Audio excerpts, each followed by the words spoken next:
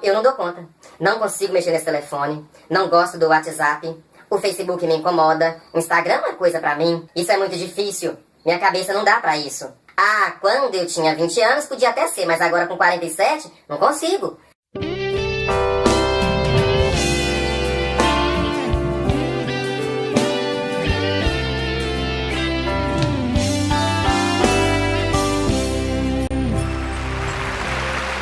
Olá, meus irmãos, a paz do Senhor Jesus para todo mundo. Que bom que vocês estão aí. Sejam bem-vindos. Este é o canal Regentes Excelentes e eu sou Elinadab Alves. Hoje eu estou aqui para dar sequência à nossa série de 15 desafios para regentes. Eu vou falar sobre o 12º desafio, que é a necessidade que os regentes têm de usarem tecnologias. Eu vou voltar em 5 segundos para falar sobre isso. É um tempinho só para você conferir se já está inscrito aqui nesse canal.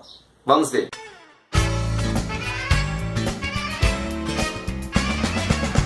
Meus irmãos, vamos, portanto, entender a necessidade de os regentes fazerem uso de novas tecnologias na sua regência. A palavra tecnologia, de vez em quando, dá uma assustada em algumas pessoas. De imediato, tem gente que associa essa palavra com impossibilidade, com dificuldade, e nem sempre as coisas são assim. Eu vou te dar um exemplo muito simples para você entender isso. As irmãs aqui vão se identificar muito rapidamente com esse exemplo e os homens vão ter uma noção bem próxima da realidade. Para vocês que têm habilidades culinárias e gostam de fazer o almoço, gostam de fazer a janta, certamente vocês já ouviram relatos de pessoas mais antigas que faziam essa mesma tarefa antes de existir o fogão a gás, antes de existir panela de pressão, antes de existir geladeira. Quando essas coisas ainda não haviam sido inventadas, as pessoas não morriam de fome. Havia um modelo que era utilizado para preparar os alimentos e aquele modelo funcionava super bem até enquanto essas coisas não foram criadas. O dia que se criou o fogão a gás, as pessoas passaram a ter um pouco mais de tempo, de conforto na hora de fazer a comida. Não era mais preciso ir para o mato buscar a lenha para acender fogão. Quando inventou a panela de pressão, aí as irmãs bateram o joelho no chão e agradeceram a Deus, porque agora já era possível fazer comidas mais demoradas num espaço de tempo menor. Quando inventou a geladeira, elas deram glória e aleluia dentro das cozinhas. Por quê? Agora já tinha a panela de pressão que permitia preparar um alimento mais demorado num curto espaço de tempo e ainda tinha a possibilidade de refrigerar essa comida, para que não fosse preciso mais cozinhar o feijão todo dia, para que se sobrasse algo do almoço pudesse ser utilizado no jantar sem ter o risco de estragar. Dessa forma, a tecnologia foi mudando a forma como se preparam os alimentos. E essa evolução continua. Hoje já tem panelas elétricas e uma série de outras comodidades aí. Agora eu queria que você pensasse o seguinte. Imagine qual seria o resultado se essas pessoas verificassem essas invenções, olhassem para elas e dissessem: é muito difícil, eu não vou aprender a mexer com isso. Então deixa que eu busco a lenha no mato, deixa que eu cozinho o feijão só pro almoço, deixa que esse feijão aqui eu vou cozinhar na panela normal mesmo, porque vai demorar 2 horas e 45 minutos, mas é mais fácil. Pense nisso e imagine como estaria a cozinha da sua casa hoje, se esse pensamento tivesse sido replicado ao longo dos anos. E isso só não aconteceu porque o dia que alguém olhou para o fogão a gás, ele falou: poxa, é uma coisa diferente, mas eu quero aprender a mexer nisso. Essa panela disseram que é muito perigosa, mas ela tem uma quantidade de benefícios e eu vou aprender a mexer com essa panela. E assim é com todas as coisas. Com esse exemplo eu quero que você entenda o seguinte: se por um acaso todas essas invenções fossem varridas da nossa história e amanhã você se deparasse numa cozinha sem panela de pressão, sem energia elétrica, sem fogão a gás, você não morreria de fome. Você certamente conseguiria preparar o seu alimento com muito mais trabalho, mas de fome você não morreria. Tá bom, e o que isso tem a ver com regência?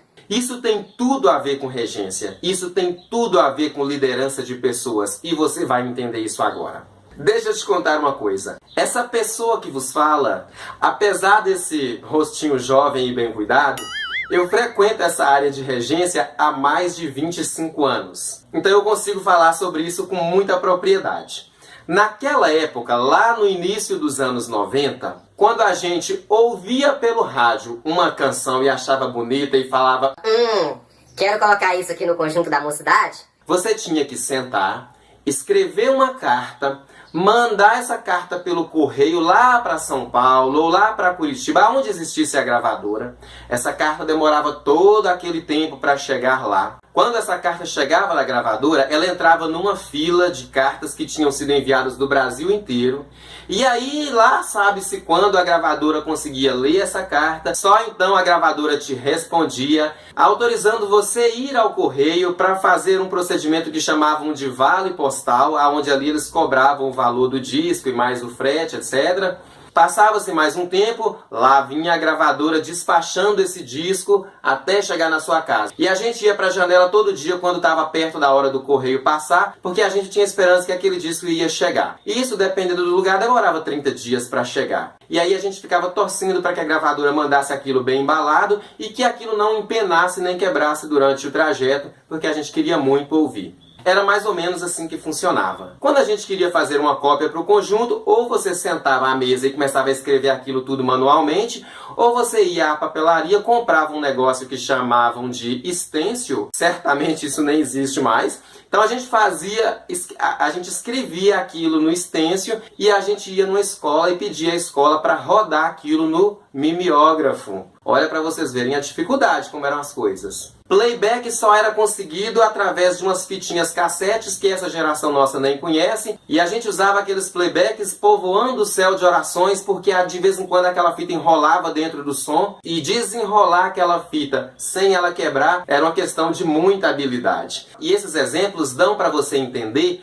o grau de dificuldade que os regentes enfrentavam naquela época. Mesmo assim, os conjuntos ensaiavam, cantavam e Deus abençoava e era glória. Com o passar do tempo, a tecnologia começou a visitar essa área também. Da mesma forma como ela visitou a cozinha, ela começou a visitar a área musical do planeta. E o desafio nesse momento é exatamente o mesmo que a cozinheira enfrentou na cozinha. A diferença está só no fato de que, lá na cozinha, o dia que ela olhou para o fogão, ela disse: gostei disso.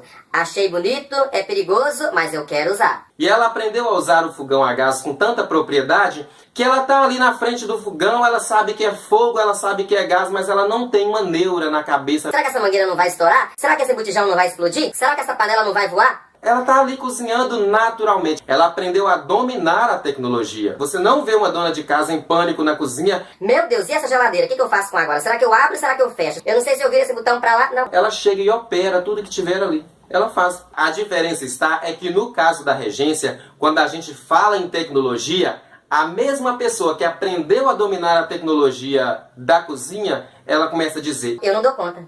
Não consigo mexer nesse telefone. Não gosto do WhatsApp. O Facebook me incomoda. O Instagram é uma coisa pra mim. Isso é muito difícil. Minha cabeça não dá pra isso. Quando eu tinha 20 anos podia até ser, mas agora com 47 não consigo. Tudo engano. E é por causa desses pensamentos que essas pessoas estão privadas de fazer uso dos recursos que a tecnologia pode oferecer na regência. Atividades que poderiam ser feitas de forma muito mais simples estão sendo executadas até hoje de modo primário. E isso cansa, isso estressa, isso desmotiva. Você pode achar que não, que dá para levar a si mesmo e que tá tudo bem, que dá para ir levando, mas lá dentro de você, quando você percebe que está gastando 5 horas para fazer algo que o conjunto vizinho faz em 3 minutos, aí você realmente não consegue ficar confortável. Isso desgasta.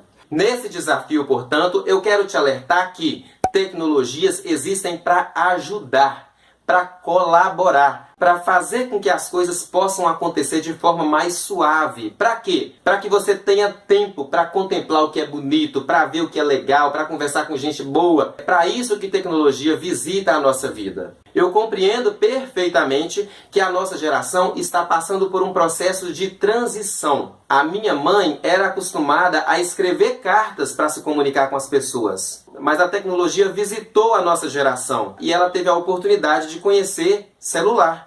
E hoje ela não mais se comunica com as pessoas escrevendo cartas, porque ela se permitiu aprender a fazer uso de um celular. Ela se permitiu aprender a fazer uso de um WhatsApp. A diferença está em se permitir. Tem muita gente que olha para essas coisas e simplesmente afirmam: é difícil e eu não vou conseguir. E pensando dessa forma, de verdade, não vai conseguir. Tem coisas que não tem muito sentido. Por exemplo, tem regente de 45 anos de idade que ele afirma que, com toda a experiência de vida que ele tem, ele não consegue baixar uma música num aplicativo, no celular. Aí esse mesmo regente pede auxílio para uma criança de 4 anos de idade, a criança vai lá e baixa a música lindamente. Qual que é o sentido disso? Será que esse regente de verdade não consegue baixar essa canção?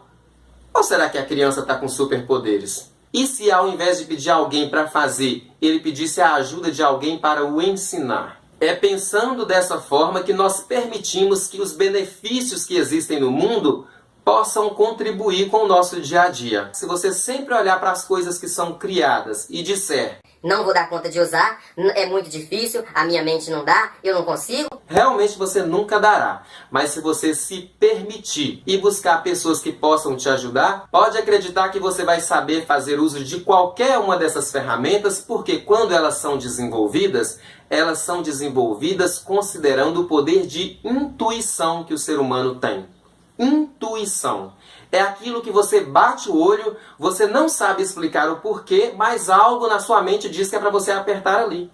É mais ou menos assim que essas coisas são criadas, tá bom? Mas e assim, na prática mesmo, como é que isso funciona? Na prática funciona que um regente que ele mesmo consegue baixar a música que ele está querendo, ele não precisa entrar na fila de espera de favores de ninguém. Um regente que descobre uma música lindíssima com playback maravilhoso e ele percebe que ela está num tom muito alto e que o conjunto não vai conseguir cantar, ele mesmo consegue fazer uso de alguma tecnologia que permite baixar um pouquinho o tom e colocar aquilo numa qualidade que todo mundo consegue ouvir. Um regente que entende isso, ele analisa um tocador que está tocando uma canção com umas posições meio desorganizadas e ele mesmo consegue entrar lá na internet, baixar a cifra daquela canção e falar: irmão, aprenda isso aqui, eu queria que o senhor tocasse para o meu conjunto fazendo esse arranjo aqui. E ações dessa natureza, pensamentos com essa grandeza vão te colocando mais à frente na fila. É muito ruim você ter clareza na mente do que você está querendo, mas ter que ficar dependendo da boa vontade de A ou de B.